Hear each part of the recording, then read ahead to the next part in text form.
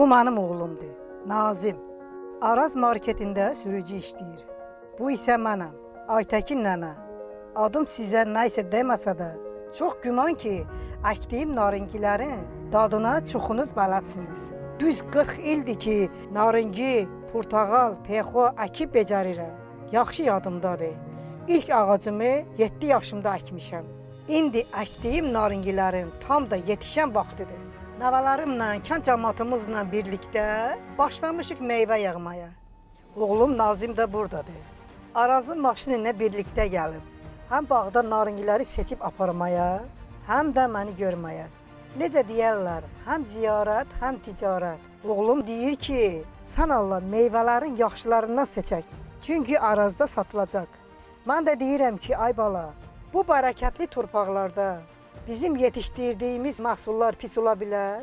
Hər biri can dərmanıdır. Artıq yeşiklərə yığılmış say seçmə məhsulları maşına yükləyib yola salırıq. Hər dəfə müştərilər naringilərin dadına baxanda qoy Aytəkin nənə kimi zəhmətkeşləri yadlarına salsınlar. Bilsinlər ki, tarladan rəfə gəlib çıxan bu nemətləri sizin üçün sevə-sevə əkib becərdik. Meyvələrin tərəvatlisi Arazda. Siz harda, Araz orada.